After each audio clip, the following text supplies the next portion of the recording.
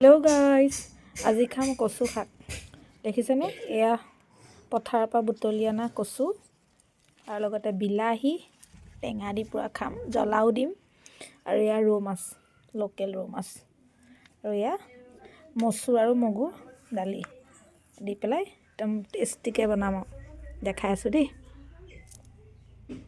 আৰু এয়া দেখিছেনে? আমাৰ কুকাৰত পৰা ফুটি আহি গ'ল। ইয়াত মই কচুখিনি, বিলাহী আৰু এনেকৈ আপোনাৰ যিখিনি দিবলগীয়া বস্তু আছিলে, দালি এয়া দি পেলাই ধুনীয়াকৈ এইখিনি বইল কৰি লৈছোঁ।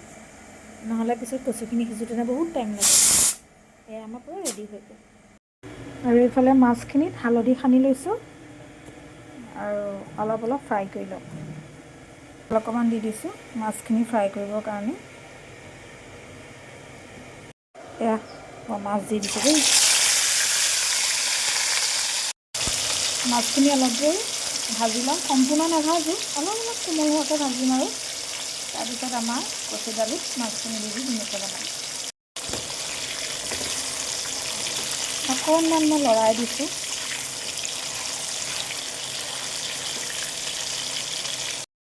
এই আমাৰ মাছ ভজা হৈ গ'ল। কুকাৰত দিয়া কচুখিনি পূৰা ৰেডি হৈ গ'ল চব। কচুখিনি বনাবৰ কাৰণে তেলটো মাৰি লৈছোঁ।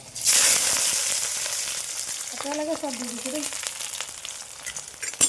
নহৰু, জলকীয়া চব একেলগে দি পেলাই অকণমানি জাগা দি দিছোঁ দেই।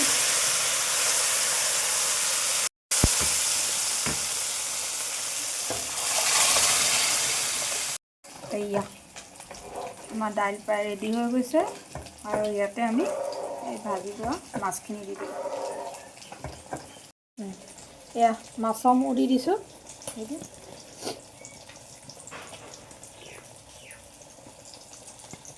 আৰু আমি খাব জোখাৰ দুপিচ মাছ দি দিছোঁ। আৰু এটা অকণমান উতল অহালৈ ৰাখি দিম।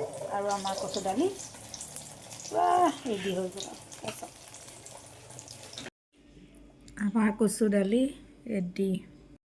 ভাতৰ দুপৰীয়া থালি ৰেডি।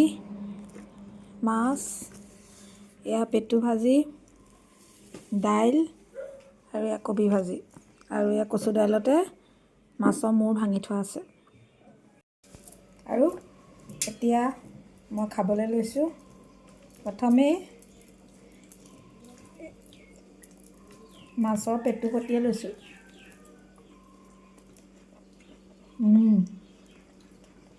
ভাল লাগিছে। আৰু কচু দালি খাই দেখাইছোঁ।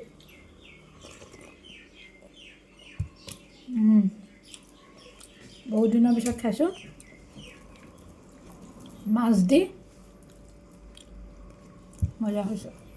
আপোনালোকে এনেকৈ খাই চাবচোন।